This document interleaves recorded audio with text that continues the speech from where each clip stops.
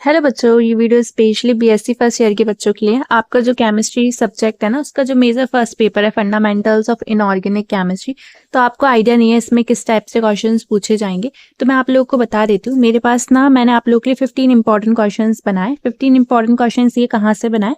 मेरे पास ना MP universities जिनके अभी एग्जाम हो गए हैं 2026 के लेटेस्ट 1-2 महीने पहले ही, उन सारी यूनिवर्सिटीज और आपकी यूनिवर्सिटीज का सिलेबस सेम है। जैसे कि आरडीवीवी यूनिवर्सिटी, स्पेशली आप लोग के लिए है ये वीडियो, और एपीएसयू यूनिवर्सिटी का भी हो गया, तो उसका पेपर भी मैंने ऐड कर दिया है। अभी 22 तारीख को हुआ था, है ना।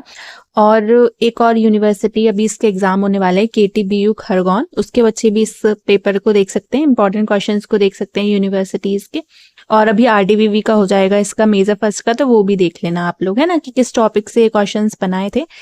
तो मैं आप लोग को दिखाती हूँ। इसमें मेरे पास टोटल आप लोग के लिए 5 पेपर्स नहीं 4 पेपर्स अवेलेबल हैं इस सब्जेक्ट के। तो आप लोग क्या करना, पहले ही 15 इंपॉर्टेंट क्वेश्चंस देख लेना। आप लोगों को सिर्फ 1 दिन का टाइम मिलेगा, है ना, तो कम टाइम रहेगा। तो पहले आप 15 मोस्ट इंपॉर्टेंट क्वेश्चंस देख लेना, उसके बाद ये 4 यूनिवर्सिटीज के पेपर्स के क्वेश्चंस देख लेना। और इन 4 यूनिवर्सिटी में मिनिमम मान लो 10 से 11 क्वेश्चन होंगे, 10 मान लो, तो 40 क्वेश्चन की क्वेश्चन बैंक बन गई आप लोगों के लिए। और आप लोगों के पास, आपने खुद ने भी तो पढ़ रखा होगा ना, आपके पास गाइड होगी 20 होगी, तो आप साल भर से उसमें से भी कुछ पढ़ रहे होगे। तो नहीं भी पढ़ रहे होगे तो कुछ टाइम से तो पढ़ ही रहे होगे एग्जाम टाइम टेबल आने के बाद से। तो आप लोगों के पास होंगे अपने खुद के क्वेश्चंस भी, तो वो कर लेना। बाकी 15 क्वेश्चंस कर लेना, ठीक है। पेड रहेगा, मैं पहले ही बता दे रही हूँ, क्योंकि पेपर्स कलेक्ट किया तो मेहनत लगी है मेरी। तो ये 4 पेपर्स पेड रहेंगे। 15 क्वेश्चंस में से आप लोग को पास होने लायक जितने क्वेश्चन फंस सकते हैं, मतलब मैं तो नहीं बोल रही हूँ कि फंसेंगे कि नहीं फंसेंगे, बस मैंने एनालिसिस करके जो भी रिपीटेड क्वेश्चंस थे इन 4 यूनिवर्सिटीज के पेपर्स में, वो 15 क्वेश्चंस रिपीटेड क्वेश्चंस मैं आपको दिखाने वाली हूँ। मैं इनमें से 10 क्वेश्चन आपको दिखा दूंगी, जिससे आप लोगों को मतलब ऐसा न लगे कि हाँ हमारे लिए कुछ हेल्प नहीं की इस वीडियो ने। तो मैं आप लोगों को वो 10 क्वेश्चन दिखा दूंगी, 5 मैं नहीं दिखाऊंगी, ठीक है। 5 के लिए आप मेरे से पीडीएफ खरीद लेना, और ये 4 पेपर भी ले लेना साथ में, है ना, फ्री में, और पढ़ के चले जाना अपने एग्जाम के लिए। बहुत ज़्यादा इंपॉर्टेंट तो है ये, आप लोग खुद समझ सकते हो कि जैसे आप लोग आरडीवीवी यूनिवर्सिटी के पीवाईक्यू पेपर्स ढूंढोगे तो वो तो आपको नहीं मिलेंगे, क्योंकि आप लोगों का इस बार सिलेबस चेंज है। इस बार मेजर के 3 पेपर हो रहे हैं, पहले मेजर के 2 पेपर्स हुआ करते थे, और सब्जेक्ट्स में ये टॉपिक्स भी अलग है ना। ये है फंडामेंटल ऑफ इनऑर्गेनिक केमिस्ट्री। मैं आप लोगों को दिखा देती हूँ, एनईपी बेस्ड है, ठीक है। बहुत प्यारा पीडीएफ बनाया है मैंने। आपको किस पे फोकस करना है, किन किन यूनिट्स पे, वो भी दे रखा है। क्या किस चीज को स्किप नहीं करना है, किन पे ज्यादा ध्यान देना है, ये भी है इस पीडीएफ में। पर मैं आप लोगों को डायरेक्ट क्वेश्चंस दिखाती हूँ। आपकी जो यूनिट 1 है, यूनिट वाइज क्वेश्चन बनाया मैंने, और मार्क भी कर दें कि ये पेपर में कितनी बार रिपीट हुआ है क्वेश्चन। तो इन क्वेश्चंस को तो जरूर से पढ़ के जाना, छोड़ के मत जाना, क्योंकि आपने कुछ नहीं पढ़ा है तो लास्ट टाइम में क्वेश्चंस को अकेला पढ़ लो तो कुछ तो होप रहेगी ना कि काश आ जाए, है ना, यही क्वेश्चंस जो हम पढ़ के जा रहे हैं वो। क्योंकि पढ़ने को तो इतना सारा कुछ है, साल भर से कुछ पढ़ा नहीं है, तो लास्ट टाइम में ही पढ़ेंगे, तो इसी से होप लगाएंगे कि हो जाए, है ना। तो इनको पढ़ लेना आप लोग। यूनिट 1 है Indian knowledge system and ancient chemistry, भारतीय ज्ञान परंपरा। फर्स्ट क्वेश्चन है, describe the historical background, major features and text of the Indian knowledge system IKS in chemistry. Hindi में मैं वैसे नहीं पढ़ना चाहती, पर मैं आप बच्चों के लिए, जो भी हिंदी के बच्चे हैं उनके लिए पढ़ दूंगी, ठीक है। भारतीय ज्ञान परंपरा, IKS की ऐतिहासिक पृष्ठभूमि, प्रमुख विशेषताएं तथा प्राचीन ग्रंथों का वर्णन कीजिए। ये क्वेश्चन कितनी बार रिपीट हुआ था? 4 बार रिपीट हुआ था, ठीक है। मार्क भी कर दिया, वेरी इंपॉर्टेंट करके। तो इन क्वेश्चंस को पढ़ लेना आप लोग, है ना। और मैं ये नहीं कह रही हूँ बच्चों आप लोगों से कि यही क्वेश्चंस आएंगे, है ना, कोई गारंटी नहीं दे रही हूँ। आप लोगों को पढ़ना है तो पढ़ो, बाकी आप लोगों के पास खुद का स्टडी मटेरियल भी होगा, क्वेश्चंस भी होंगे, है ना, तो उनको पढ़ लो। आप इतने टाइम से पढ़ के आ रहे हो, और जिनने कुछ नहीं पढ़ा है उनके लिए एक लास्ट होप दे रही हूँ कि पढ़ लो, क्या पता आ जाए क्वेश्चन। नेक्स्ट जो सेकंड क्वेश्चन है, discuss the ancient Indian metallurgy, chemical techniques and water management system in details. प्राचीन भारतीय धातुकर्म, रासायनिक तकनीकों तथा जल प्रबंधन प्रणालियों का विस्तृत वर्णन कीजिए, ठीक है। ये 3 बार क्वेश्चन रिपीट हुआ था।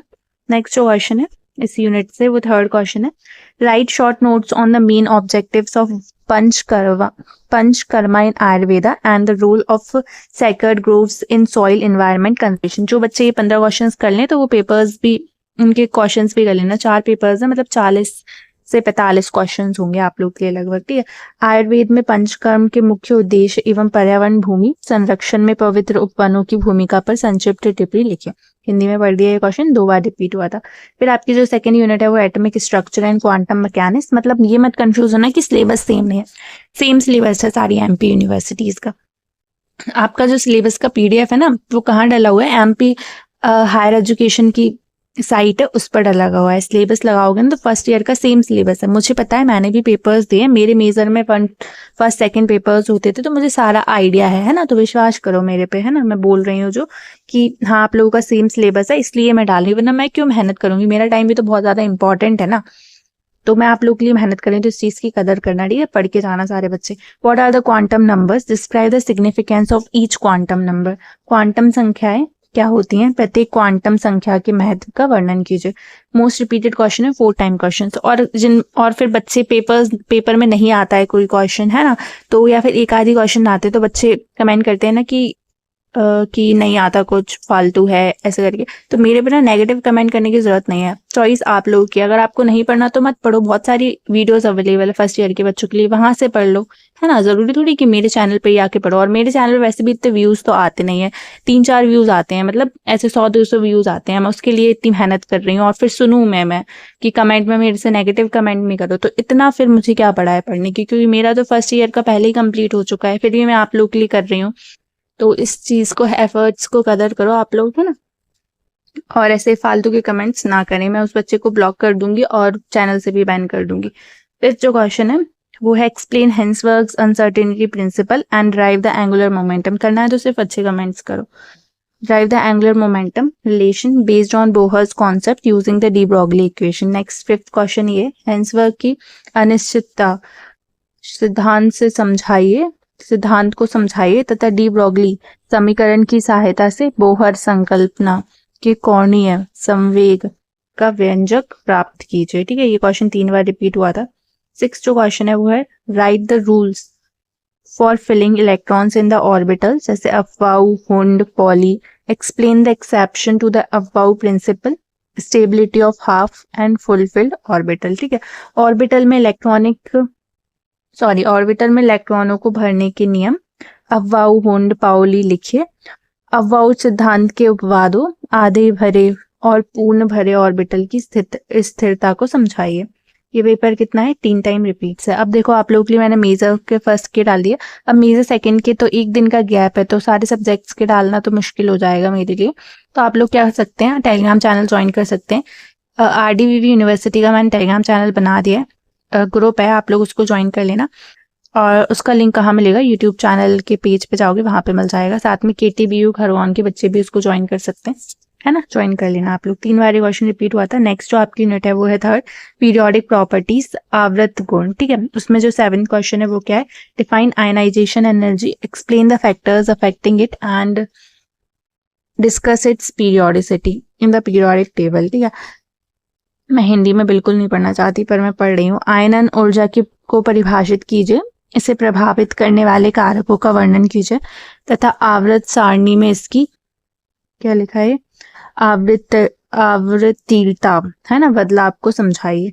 ये क्वेश्चन 5 बार आया था इन पेपर्स में।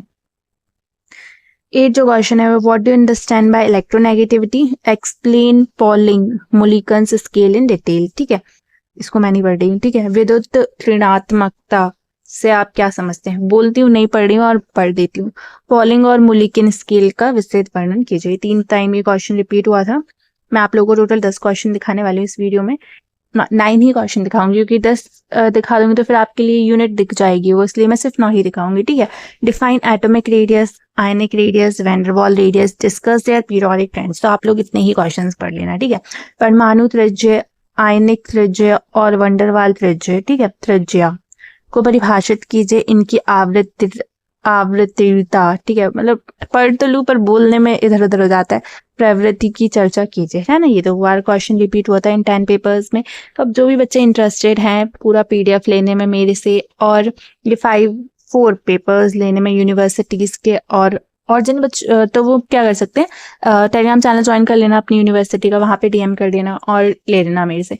और क्या है कि जो बच्चे नहीं ले सकते हैं ना, उन लोग बस ऑलरेडी स्टडी मटेरियल आप लोगों ने पढ़ लिया है, तो आप लोग पढ़ लो अपने स्टडी मटेरियल में से, और ये 10 क्वेश्चंस देख लो आप लोग, है ना, कि मैच कर रहे हैं कि नहीं, या फिर आप जो पढ़ा है उसके अकॉर्डिंग आपको आ रहे हैं कि नहीं, है ना। पढ़ने वाले बच्चे कर लो, जिन्हें नहीं पढ़ा है वही 10 क्वेश्चन को कर लो। जरूरी थोड़ी है सारा करना है, और बाकी जरूरी थोड़ी कि मेरे चैनल से ही पढ़ना है, आप जाके दूसरे चैनल से ही पढ़ लो। बहुत सारे चैनल्स हैं आप लोग के लिए, इंपॉर्टेंट क्वेश्चन आंसर सब दे रखा है उन लोगों ने, है ना। मैं तो सिर्फ आप लोगों को क्वेश्चन देख रही हूँ, पर वही है ना, क्वालिटी मैटर्स। मेरी में क्या है कि मैंने पेपर से एनालिसिस करके बनाया, खुद से कोई क्वेश्चंस नहीं बनाया आप लोग के लिए।